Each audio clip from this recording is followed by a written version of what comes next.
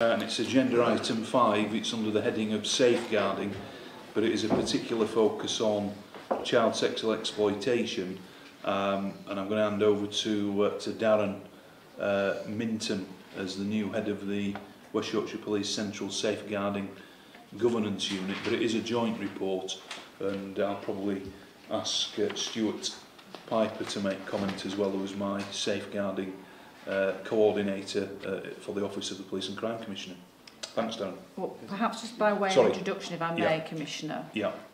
In light of HMIC recommendations and also our ongoing programme of change, safeguarding review, and the fact that obviously the CSR announcement was as it was, we've had an opportunity to rethink our safeguarding governance process, and also in terms of some of the resourcing and how all of that is configured, bearing in mind that we're also aware of the fact that HMIC will be looking very closely at us in terms of what anticipated demand we feel that we're going to have based on not just the historical position but looking ahead, and how we are then configured to be able to deal with that. So Darren's going to talk through where we are and what some of the opportunities are moving forward.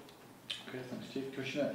Yeah, as the Chief indicated there, also we've had the comprehensive review of the safeguarding structures. The purpose of the governance unit will be able to now actually support the policing districts in terms of actually policy development, audit function, performance monitoring, and particularly through joint inspections. And again, we've had discussions this morning, myself and Stuart, as some further opportunities for both Stuart and I to do actually some independent inspections involving the districts, just to get that further scrutiny to them and support, and look at the obviously the unfortunate demand around domestic homicide and serious case reviews, and obviously with the national sort of guidance on that, has obviously seen an increase in those key areas. So we've been very fortunate as a force really to have that investment around the superintendent, 2 chief inspector roles, a further detective inspector and 6 police staff who will obviously assist us with that audit provision and serious case review, and obviously the extra criteria around the adult service delivery in terms of following obviously from the Care Act. Clearly these will be going through an interview process at the moment, and will be filled in post by the 31st of March this year. Yeah. So it's great news. So obviously, sorry, Darren. I think again, it's coming back to what you opened with, I think that reflects our priorities around safeguarding, and the huge realignment of resources actually that we have undertaken and will continue to take in the future. As you know, we have 5 policing purposes. Protecting the vulnerable is absolutely the first. I think the very fact that we are demonstrating that quite visibly now with the new governance structure and the ongoing investment within safeguarding, and particularly in terms of recognising the skills that are required and therefore the training requirement, which again is something else that we might touch upon. There's a lot of activity going on in this area to try and make sure we have the best available resource to try and tackle some of the issues that are going on within our communities. Yeah, thanks. Yeah. Okay, so clearly we want to build on the good work that we've had following the good rating, following the effectiveness and efficiency and legitimacy inspection of 2015. We want to build upon that, but also look to the areas where we need to improve upon. And quite clearly, through the local accountability meetings, what we've had recently this week, we've had a real focus on child focused practice within the 5 policing districts. And what was evident there was around capturing the voice of the child, making sure that the outcome for the children was really captured in investigations, looking at child demeanour, child protection issues. So really a real detailed forensic look at how our investigations and inquiries that are ongoing in districts through the force accountability meeting and local accountability meetings. So that's one area where we can improve upon. Looking at in terms of investment, again, I thought it was a good opportunity really just to sort of give you a current position in terms of the number of investment, and it will just touch upon the last point you raised, Chief, was that real investment in terms of numbers of officers and police support staff around the safeguarding environment, and we've got over 450 officers, and currently 97 support staff that are delivering safeguarding within West Yorkshire, or supporting West Yorkshire in delivering safeguarding across the district. And obviously that's not including the multi-agency staff from local authorities in particular. And that's just staff dedicated to it. It's not including all the frontline response officers who've been trained and equipped, and the support services who are all involved in it. But it's a good number. So quite clearly CSE remains a priority, and obviously it does remain a threat. It's clearly the number one priority in the Force Strategic Threat and Risk Assessment process. We have seen levels of information intelligence, as I've indicated earlier on, seeing that those have increased, which is great news in terms of that information sharing across partnership agencies. And I suppose that's where, because we've seen the successes around some of the prosecution cases, we're more likely to see victims come forward, and that's resulted in that increase in intelligence. Obviously the use of technology, again, an area which we'll touch upon a bit later on about the online offending, and obviously involving indecent images of children. Again, that's an increasing demand, and obviously we're wanting to improve upon that. But we also have dedicated investigation teams around the legacy of cases, of which obviously that's progressing, and they are looking at a number of investigations across all the 5 policing districts, and we do have joint investigation teams in place now in all the 5 policing districts again, which is again an improvement from since you last had the community outcomes meeting. So also Mr Ridley side of me, Protective Services Crime, they also have a number of significant and complex and detailed investigations around serious sexual offences, which these investigations often do identify potential victims of CSE. But obviously Protective Services Crime work very, very closely with the local safeguarding leads and the local authorities, so that there's that continuity and surrounding full support around those victims and witnesses, and obviously bringing offenders to justice is clearly quite part of that. We've developed the minimum recording standards in relation to children deemed at risk now, so that again will improve officers' awareness around what to record and those who are suspected of offenders, so that gives that consistency across the 5 policing districts. I did a video, unfortunately, with my face on it, talking about how we can improve recording standards. So again, across the 5 policing districts, that will improve. And for the children deemed at high risk of CSE, we've disdained bespoke missing from home information document, which can be immediately utilised by districts, which again is a great improvement upon from where we were. So that officers are not having to search through numbers of records in order to get the information they're required to deal with that threat and risk around that individual. So, looking at the current CSE investigation and the data volumes, we currently have a total of 263 ongoing CSE investigations. That involves 208 victims, 178 offenders have been identified. From those inquiries, 124 have been arrested and 29 have been charged. The force currently has 100 legacy cases, which is obviously non-recent, which are 47 of which are contact offences. And of the 100 non-recent legacy cases, 168 victims have been identified, with 103 potential perpetrators also identified. And of those 103 perpetrators, 21 have been arrested and 1 currently charged. And I think it's obviously a good opportunity at this moment in time, which obviously reflects on what I touched upon earlier about victims coming forward, is the significant conviction that we had at Bradford Crown Court in relation to those convicted as part of Operation Calab, got 140 years, which again was a tremendous result for the victim in that case. And that's obviously just on the back of the investigations that have brought offenders to justice in both Leeds and Kirklees recently, which I'm sure you're aware of. The CS sorry, just pause there. From the figures that you've just given, I mean that clearly demonstrates the amount of work that is ongoing and the proactive work. But obviously, we can expect a lot more people being put before the courts at various points for these offences. Absolutely. Yes. That's what we're aiming for. Yeah. Thank you. Yeah. And I think one thing that we have championed as a force really is the awareness campaigns that we continue to do. We tend to lead, I think nationally, personally, in terms of the CSE awareness campaigns that we've had. We've had obviously Know the Signs, Spot the Signs campaign. We've had recently a party model that we released.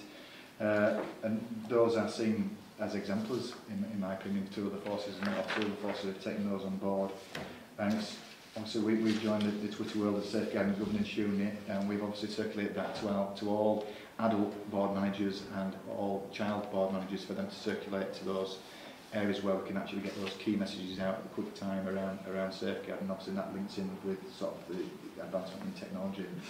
But one thing again which I'm personally quite proud of is the work that we're doing around taxi drivers, and in the report I've probably indicated that we've done 3,000 taxi drivers where West Yorkshire Police with the local authority in partnership have really was a key area that certainly some of the reports nationally through the J report etc. was highlighted a vulnerability where we need to raise awareness with particular occupation around taxi drivers. And I indicated in the report maybe 3,000 taxi drivers, but I think we're probably nearer 4,000 taxi drivers within West Yorkshire now that have been trained around safeguarding. And again, West Yorkshire are leading in terms of through the Department of Transport and the Home Office. We're probably trying to make that statute, that training on a regular basis, and obviously myself and Stuart are sort of leading on that as a joint effort really. I think that's something we can be quite proud of. Yeah. And then just to finish off again, this is quite a new, unique piece of work really. This is obviously a lot of our campaigns have been focused around vulnerability, around victims and raising awareness around victims, but the CSE conference that we're holding on the National CSE Day on the 18th of March at Share Stadium, and we've got over 250 people attending that, and I know Commissioner you're attending that as well, and supporting that. But that is really a unique opportunity to raise awareness amongst professionals and community groups around potential offenders, you know, because that was one of the key areas that we think that we needed to focus on as part of the ongoing awareness campaign around CSE and West Yorkshire taking the lead. And in the report I just detailed the brief summary of what that entails in terms of Crime Stoppers. Obviously we're working really close with Crime Stoppers around that awareness campaign. They're going to take the lead, and hopefully that will be the national campaign for Crime Stoppers around CSE, which I think, and again, West Yorkshire Police are taking the lead with that, with Crime Stoppers, and I think that's something we could be quite proud of. Thanks very much. Stuart, is there anything you'd like to add from this officer's perspective in terms of the work that we are undertaking? I think there's a couple of things. Echoing the report Darren and what the Chief Constable said about, there's lots of work going on everywhere across West Yorkshire. Through your office, a number of activities have been funded and some close work which has been driven by some meetings you held with senior partners as to how we could do this across West Yorkshire. So that some of the projects ongoing now are education and awareness across all the schools in West Yorkshire, a big programme delivering age-appropriate awareness and education to a large number of pupils in different schools across all 5 districts.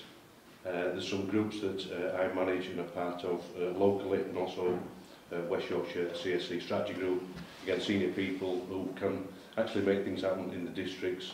We meet quite regularly to see how we can improve things. And this is all about getting some consistency and some collaboration to improve things for people who do become victims, but also a big focus around the prevention. The West Yorkshire Safeguarding Communications Group with local authorities and the police communications and the PCC's office is really driving these campaigns. We've now got a 12-month awareness plan, so we are going to be ahead of the game, looking at trends and trying to put things in place to raise that awareness in the early stages. That seems to be getting a lot of interest, as Dan says, outside this area because of the success we've had with some of those campaigns there. Some local things that have been funded through the Safe Communities Fund, the PCC's office. There's at least 13 projects which have been granted over £56,000 for specific CSE programmes. That doesn't include all the other funded projects, small projects across West Yorkshire, which also have links into child protection and CSE. So quite a lot of small local things going on, as well as lots of West Yorkshire across the different parts and different partnerships. Director of Children's Services heavily engaged with those as well, and they're driving forward some of the projects that I'm working across the local authorities. So lots of activities. Thank you. Yeah, and yeah, I mean the last thing you've touched on there around the Safer Communities Fund. This is the proceeds of crime monies, of course, that has been a great boost to many community groups, and I've been delighted to be able to award grants to those 13 projects amongst the 200 or more across West Yorkshire. But often these very localised projects and groups can make such a big difference in a particular area and community, so we shouldn't underestimate that impact. Just in relation to one or two questions as a result of the report, the realignment of resources that we've talked about in investing more resources into this area. We've recruited a number of officers, investigators, to deal with non-recent cases, and I noticed that the NCA, the National Crime Agency, have also been doing a lot of recruitment recently, potentially fishing in the same pool for these types of skills. So I'm just wondering what moves we're making to try and secure our investigators in these areas of work. So obviously we had conversations quite recently, Commissioner, about the temporary status of some of our investigating officers within this field of work, and we've decided again to regularise those moving forward. So there is that permanent investment of those 30 posts, and then we've also identified funding for an additional 30 posts to work within the child abuse CSE arena. The key issue for us is to make sure that the role profile is as up to date as it needs to be to enable us to facilitate officers working within specific locations, but if we need to, if something significant was to happen somewhere across the whole of the West Yorkshire Police area, to be able to brigade some of that resource, to be able to then realign them and give us that flexibility. So we've had to have a quick look at the existing role profiles so that we can then recruit to a more generic role profile, and we've almost finalised that piece of work. We've also finalised pretty much where those resources are going to go, so we're almost in the position to be able to push the button to actually be able to switch that recruitment opportunity on. What we are doing is making that opportunity available not only to those existing IOs who are on the temporary contracts, but actually not to the wider force and indeed to the general public. So we're almost at the position that we can go with that recruitment. We're alive to the fact that the NCA and one or two other agencies are also recruiting.